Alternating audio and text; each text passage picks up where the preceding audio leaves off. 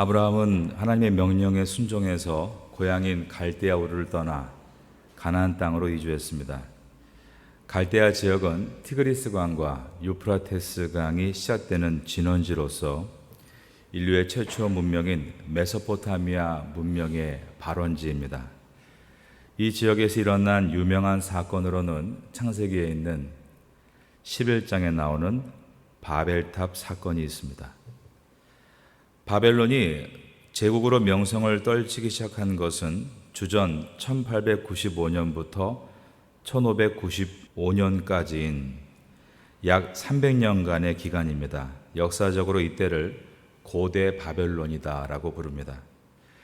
고대 바벨론의 유명한 왕으로는 바벨로니아 제1왕조 6대 왕인 함무라비 왕이 있습니다.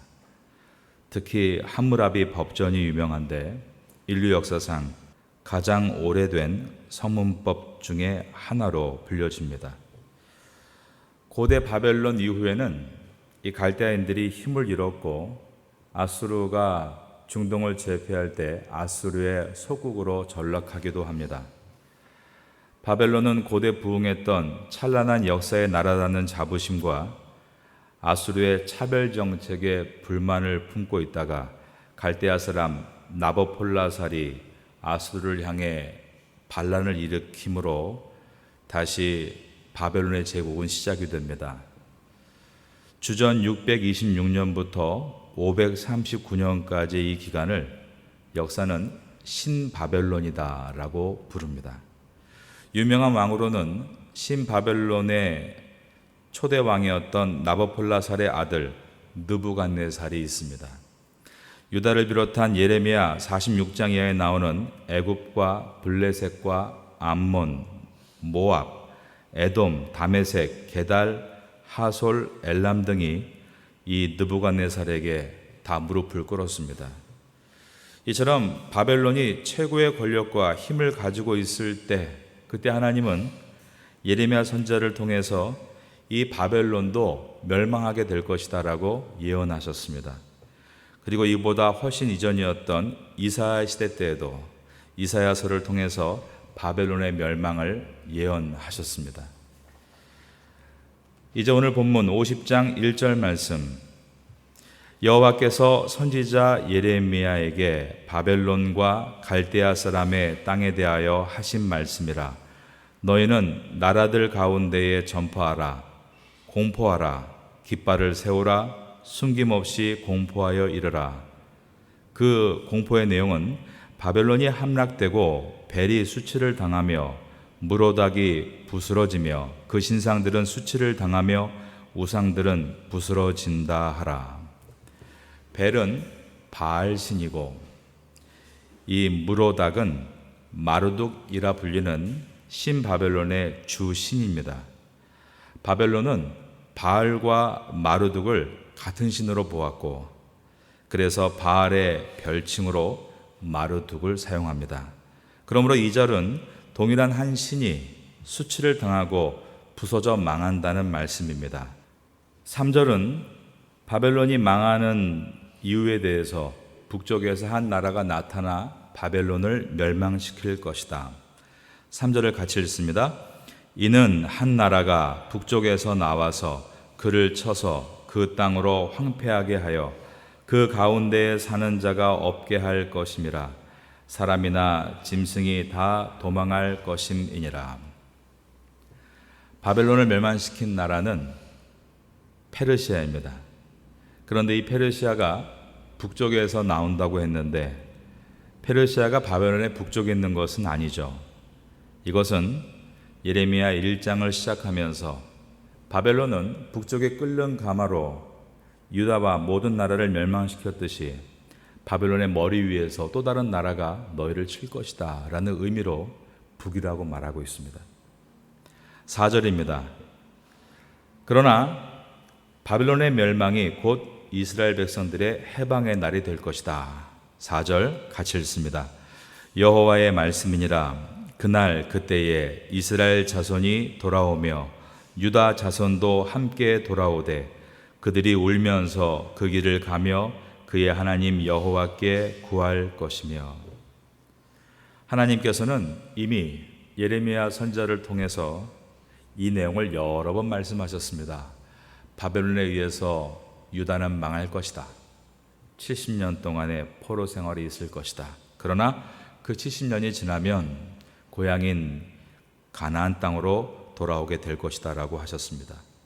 이 바벨론 통치의 70년은 이스라엘 백성들에게 다시 신앙이 회복되고 더러운 것을 끊고 주께 돌아오는 시간이어야 한다라고 하셨습니다. 잃어버린 사명을 되찾고 다시 성민으로 서는 시간이어야 한다라고 말씀하셨습니다. 그리고 백성들의 집단 이기주의와 지도자들의 권력 욕심으로 나라가 두둥강이 난 북이스라엘과 남유다가 서로 화합해야 한다라고도 하셨습니다. 자, 5절 말씀 같이 읽습니다.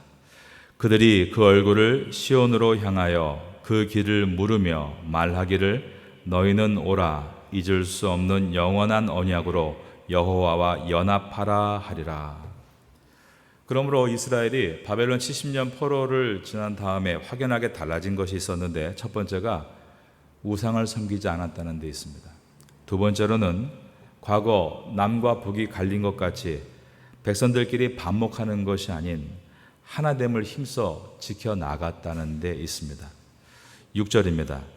내 백성은 잃어버린 양떼로다. 그 목자들이 그들을 곁길로 가게 하여 산으로 돌이키게 하였으므로 그들이 산에서 언덕으로 돌아다니며 쉴 곳을 잊었도다. 여기에는 이스라엘 백성들을 그릇된 길로 인도하고 또 그렇게 부추겼던 그러한 제사장들과 선지자들 그리고 왕들에 대한 하나님의 책망입니다. 구약에서 왕들, 제사장들, 선지자들을 종종 목자라고 불렸습니다. 그들을 곁길로 인도해서 산으로 돌이키게 했다라는 것은 백성들을 잘못 인도하고 결국 그들이 하나님께 예배하도록 인도한 것이 아니라 바알에게 제사하게 하고 아세라를 섬기게 했던 일들을 가리킵니다. 결국 그것은 하나님의 백성들에게 영적인 안식을 잃어버리게 만들었다. 6절 하반부 저를 한번 따라하겠습니다. 그들이 산에서 언덕으로 돌아다니며 쉴 곳을 잊었도다. 하나님의 백성이 우상을 섬기며 타락하자 주변 여러 나라들이 이스라엘을 치기 시작합니다. 그런데 그들은 말하기를 이스라엘 백성이 의로우신 하나님 앞에 범죄했기 때문에 우리가 그들을 치는 것에 대해서 우리는 죄가 없다라고 합니다. 7절 말씀 다 같이 읽습니다. 시작. 그들을 만나는 자들은 그들을 삼키며 그의 대적은 말하기를 그들이 여호와 곧 의로운 처소시며 그의 조상들의 소망이신 여호와께 범죄하였음인즉 우리는 무죄하다 하였느니라. 이것은 이스라엘 대적들이 그렇게 말했다라기보다 왜 이스라엘이 주변 나라들보다 약해지고 침략을 당하고 망했는가에 대해서 설명을 하고 있는 부분입니다. 8절입니다. 너희는 바벨론 가운데서 도망하라. 갈대아 사람의 땅에서 나오라. 양떼에 앞서가는 염소같이 하라. 예레미야서는 이스라엘 바벨론의 멸망을 예언하면서 이스라엘 백성들은 깨어서 기도해야 한다라고 요청합니다. 바벨론에 동화돼서 거기에서 신앙을 잃어버리지 말고 너희들은 하나님의 약속을 따라 해방을 믿고 깨어 기도해야 한다. 그러므로 다니엘서에 나와 있는 다니엘과 세 친구는 그렇게 기도했던 것입니다. 9절입니다. 보라, 내가 큰 민족의 무리를 북쪽에서 올라오게 하여 바벨론을 대항하게 하리니 그들이 대열을 버리고 쳐서 정복할 것이라. 그들의 화살은 노련한 용사의 화살 같아서 허공을 치지 아니하리라. 바벨론이 아수르를 멸망시켰을 때 아수르 지배하에 있었던 한 나라 엘람이 세력을 키워나가기 시작합니다. 이제 70년이 지난 후에 그 엘람이 점점 커져서 페르시아가 되어 바벨론을 멸망시킬 거라고는 전혀 생각하지 못했을 겁니다. 사실 어느 역사가도 엘람이 이 바사가 바벨론과 싸워 이길 것이라고는 예측하지 못했다는 것입니다. 여러분, 인간은 미래를 예측하려고 합니다. 그러나 번번이 빗나갑니다. 당장 이번 주에 일어날 일들에 대한 예측도 빗나갈 때가 있고, 심지어 바로 내일의 일기예보도 빗나갈 때가 있습니다. 그러나 하나님은 수십 년, 수백 년, 아니 수천 년의 미래를 예언하시면서 빗나가지 않으십니다. 왜냐하면 하나님은 인류의 역사를 예언하시는 것뿐 아니라 그 인류 역사를 만들어가시는 분이시기 때문입니다. 그러기에 우리의 운명을 주님께 맡길 수 있는 것입니다. 마지막 10절입니다. 갈대아가 약탈을 당할 것이라. 그를 약탈하는 자마다 만족하리라. 여호와의 말씀이니라. 바벨론을 약탈하는 자들이 즐길 정도로 그토록 대단했던 이 바벨론의 힘이 다 빠져서 아주 쉽게 멸망당하게 될 것이다 라고 하셨습니다. 이 장면을 다니엘서 5장이 보여주는데, 페르시아가 성을 포위한 상태였습니다. 바벨론의 벨사살 왕은 그런데 성 안에서 뭘 했죠? 잔치를 벌였죠. 1000명의 귀인들을 불러서, 오늘날로 말하면 헐리우드에서 유명한 배우들과 스포츠인들을 불러서 큰 잔치를 벌인 것입니다. 이것은 자신들의 힘과 위험이 얼마나 큰가, 아무리 적이 우리를 둘러싸도 우린 끄떡없다는 것을 보여주기 위한 쇼였습니다. 바벨론 속에 있는 그 두려움의 냄새를 지우려고 했던 것이죠. 그런데 두려움의 냄새가 점점점 올라옵니다. 그래서 백성들의 그 불안한 마음을 잠재우기 위해 계속해서 관료들 속에 올라오는 그 두려운 것들을 다 없애기 위해 왕은 아무 걱정할 필요가 없다며 큰 잔치를 배설하고 곡관을 열어 마음껏 먹게 하는 그러한 쇼를 한 것입니다. 그러나 어떻게 됐습니까? 그날 밤 페르시아는 성을 넘었습니다. 그리고 그 모든 잔치 음식은 페르시아의 것이 되었습니다. 10절의 말씀 다 같이 한번 읽습니다. 시작. 갈대아가 약탈을 당할 것이라. 그를 약탈하는 자마다 만족하리라. 여호와의 말씀이니라. 우리는 이런 모습으로 가서는 안 된다는 것입니다. 걱정과 불안과 염려를 지우기 위해서 벨사살과 같이 쾌락으로 가지 말고, 우리는 그러한 모습을 직면할 때 하나님 앞에 있는 모습 그대로 가지고 나와 엎드려 그분의 지혜를 구함으로 한번 이 땅에서 성도다웠게 제대로 살아봐야 한다는 것을 오늘 본문을 통해서 묵상 포인트로 깨닫게 됩니다. 많은 사람들이 두려워하니까, 걱정이 되니까 좀 그것을 잊어보려고 다른 것들을 찾습니다. 우린 그것을 중독이라고 부릅니다. 운동 중독, 게임 중독, 어떤 쾌락 중독, 취미 중독. 그러나 여러분, 그러한 중독으로 결코 우리의 이 두려운 냄새를 없앨 수는 없는 것입니다. 오직 우리가 하나님 앞에 나와 은혜를 구하고 사명을 깨달을 때에만 이길 수 있는 줄로 믿습니다.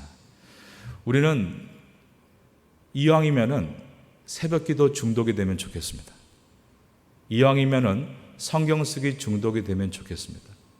이왕이면은 정말 기도한다 말하는 자가 아니라 기도하는 자 되면 좋겠습니다. 그러나 잘 안 되죠. 왜 그렇습니까?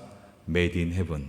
하늘의 것은 절대로 거룩한 습관이 없으면 이루어질 수 없기 때문입니다. 마귀가 가장 미워하고 싫어하기 때문입니다. 우린 그러면 오늘도 새벽에 눈을 비비며 주 앞에 나와 엎드려 부르짖는 것입니다. 오늘 본문은 우리에게 세 가지를 보여줍니다. 첫 번째가 역사를 주관하시는 분은 하나님이시다. 모든 나라의 생사화복은 하나님께서 주장하신다. 우리의 삶도 주님이 주장하고 계신 줄로 믿습니다. 두 번째로는 목자들의 타락이 있었습니다. 여러분, 그 목자는 비단 목회자뿐일까요? 가정의 제사장, 또 회사에서의 오너, 우리의 모든 삶 가운데 우리는 이미 왕같은 제사장으로 부름받은 주의 사람들입니다. 우리가 타락하면 끝나는 것입니다. 하나님은 항상 지도자들에 대한 책망을 하십니다. 왜냐하면 그만큼 중요하기 때문입니다. 그러나 아무리 우리가 말해도 변하지 않고 듣지 않는다 할지라도 그 지도자 한 사람 예레미야가 서 있으면 다시 고향으로 돌아오는 것처럼 우리가 우리 자리에서 온전하게 서 있으면 모두가 회복되게 될 수 있는 것입니다. 여러분이 그러한 귀한 종 될 수 있기를 바라겠습니다. 세 번째로는 불안을 잊기 위해 어디론가 기울어지는 중독이 일어나지 않도록, 불안의 냄새를 지우기 위해 쓸데없는 잔치가 일어나지 않도록 하나님 앞에 경건한 마음으로 정말 하나님 앞에 기본을 쌓아가는 그 기본에 중독이 되면 얼마나 좋을까라는 생각을 다시 한번 해보게 됩니다. 이 아침 가운데 이러한 도전과 함께 기도하시고 하나님을 사모하는 마음으로 주의 손 꼭 붙들고 시작하는 화요일 될 수 있기를 예수님의 이름으로 축원합니다.